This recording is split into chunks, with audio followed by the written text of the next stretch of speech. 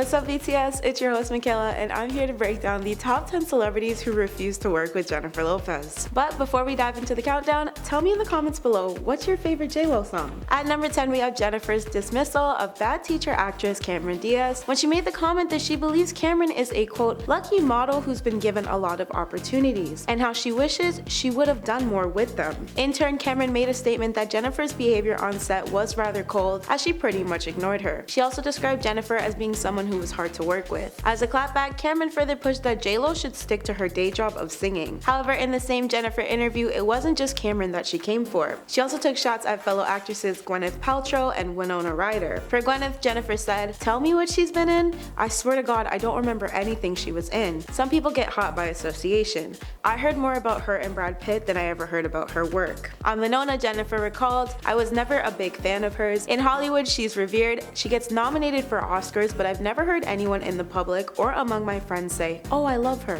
At number 9, we have radio show host and interviewer Howard Stern, whose reasonings for not liking J-Lo comes in many forms. For one, he hates her music.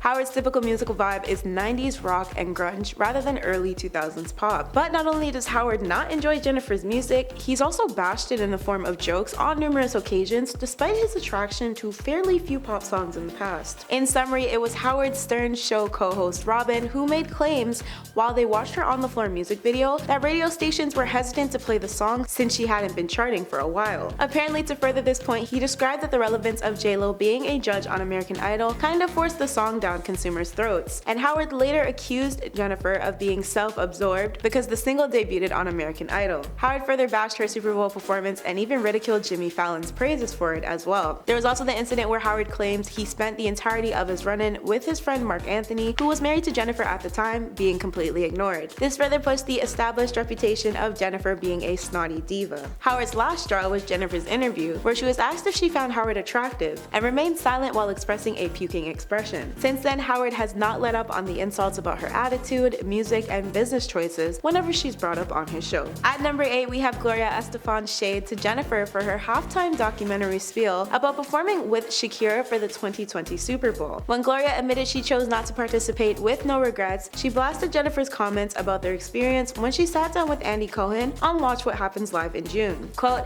"Imagine what J-Lo would have said if I was third. I literally would come out, done, shake your booty, and out. It was their moment, plus I didn't want to go on a diet in December." This was in light of J-Lo's reaction to Shakira co-headlining the sports event. Benny Medina said in the film that it was insulting of the Super Bowl to request 2 Latina artists when one had already historically done the work. Yet Jennifer was the one who was upset about splitting her time on stage, stating that they only had 5 minutes to sing all their desired songs accurately. Quote, "We have to have our singing moments. This is the worst idea in the world to have 2 people do the Super Bowl." While Jennifer and Shakira communicated about their upcoming performance, Jennifer added, "They said 12 minutes. I got a good confirmation that we could have an extra minute or 2, so now we're at like 13-14 minutes. I think Shakira, what we should have is you should have half the time and I should. If it was going to be a double headliner, they should have given us 20 minutes. That's what they should have effing done." At number 7, we have singer Brandy, who was apparently picking sides when the Lopez-Carey feud was at its peak. Brandy had shared an Instagram photo of her embracing Mariah in 2017 with a short 3-word caption of #SheKnows.me. Brandy's followers were on her like water as soon as the post was uploaded, speculating that the caption had everything to do with Mariah's famously memed "I don't know her." In response, Brandy denied there being any drama, rearranging the captions and then say, "I swear I don't know what the fuss is about. I love this pic and everyone thinks I'm throwing shade. At who? This is funny. Can't take this one down. I love this picture. And whenever I'm throwing shade, it's not questionable. You know that I am." Brandy also continued unapologetically with, "I've met her several times like the several seats that should be taken. She does know me." And if things couldn't get any shadier, Mariah made sure to clear things up in Brandy's comments with a simple "I sure do." At number 6, we have J-Lo's first husband, Ojani Noa. Despite their marriage being short-lived and ending as of 1998, it seems Ojani still can't stand Miss Jenny from the block. Their 9-month marriage apparently wasn't all that great, as Ojani had been working hard to slander his ex-wife's name on a number of occasions. Back in 2006, Ojani published a tell-all titled The Unknown Truth, a passionate portrait of a serial thriller. J-Lo halted this project with a lawsuit and claimed that Ojani was was breaking their confidentiality agreement. Jennifer won $545,000 in damages, and Ojani was given a court date which forbid him from criticizing, denigrating,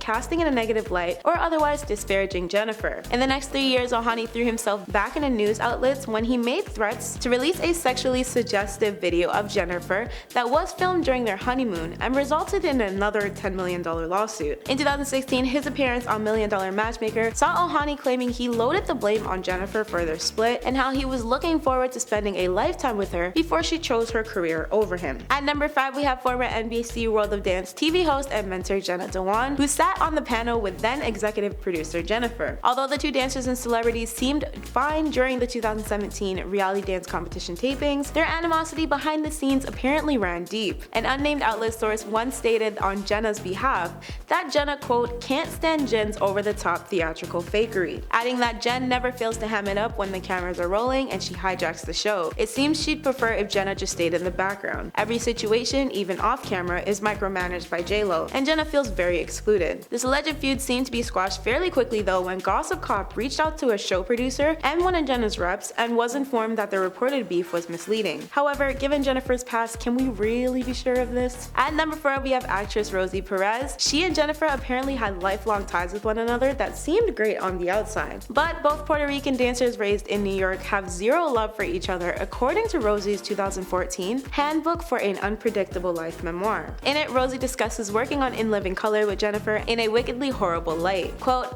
all the girls were coming into my office complaining how she was manipulating wardrobe, makeup, and me all to her advantage. Despite Jennifer dipping from ILC after 2 seasons, Rosie stuck with her words of Jennifer supposedly keeping the flame of their feud burning for years after they parted. The words on the pages of Rosie's book portrayed Jennifer to be a two-faced person who would crap on Rosie 1 minute but then act super sweet like nothing happened between them the next. At number 3, we have artist Rihanna, who seemed to be unimpressed by Jennifer after the star posted herself chilling with Rihanna's on-again off-again reported love interest Drake backstage at her 2016 Winter Vegas show. Naturally, Jennifer's snap captioned, "Look who rolled up at my show tonight to say hi, #LoveHim," sparked massive dating rumors. And it probably didn't help that Jennifer uploaded a follow-up pic of her and Drake bear hugging and looking overly comfortable snuggling up. While many were unconvinced about the headlines, Rihanna was seemingly not here for any of it, which is why she reportedly went on to dub Jennifer as a desperate traitor. According to an unnamed insider who spoke to Touch, Rihanna had felt like she experienced the ultimate betrayal by Jennifer, since they once had a tight-knit bond where Rihanna could seek solace in Jennifer for her relationship. Rihanna did not publicly address their rumored issues, however, she did seem to throw some shade when she suddenly hit the unfollow button on J-Lo's Insta. At number 2, we have Nicki and Jennifer's heated back and forth jabs that started with an exchange during a 2012 American Idol episode, where Nicki performed and Jennifer was a judge. When the female rapper completed her set, she boldly asked, "I was hoping maybe I could come back and be a guest judge. J-Lo, can you scoot over a bit?" To which Jennifer immediately quips, "I don't know if there's enough room for the both of us." Nicki seemed to hold on to that comment when she attempted to smooth things over back with The Hollywood Reporter, saying she didn't seem to be having it, but she's gonna have it. We were just joking around. However, in 2015, things were still just as messy when Jennifer opened the American Music Awards performing a medley of songs which included Nicki's hit Anaconda. Nicki seemed to be unimpressed by her performance, as the camera gave away her emotionless expression, which told us everything we needed to know, as one fan hinted. Nicki came to Jennifer's defense at that point though when she fired back with a tweet to a fan explaining, "I'm looking at my own face on the screen when I'm looking to the right. I turn back and look at her." At number 1, we have the iconic I Don't Know Her rivalry that has been carried out for years now. This beef has been ongoing since the early 2000s, with both stars being repeatedly questioned on whether or not they actually like each other. It seems they can't really decide though. Host Andy Cohen brought up their beef on his show in 2014, where Jennifer nonchalantly played the situation off with, "I don't have a feud against her at all. I've read things she said about me that were not the greatest, but we don't know each other.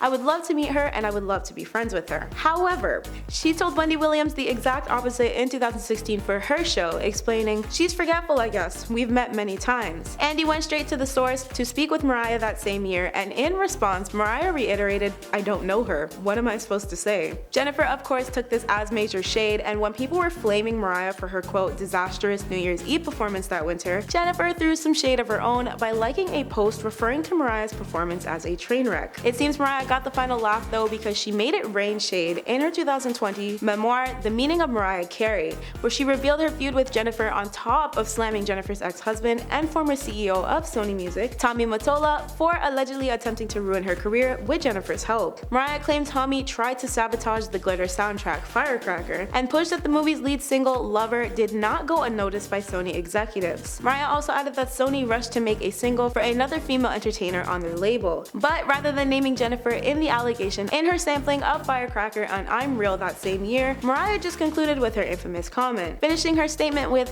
"After all that ish, Loverboy ended up being the best-selling single of 2001 in the United States." That concludes today's BTS. Again, I've been your host Michaela, and I'll see you all again really soon.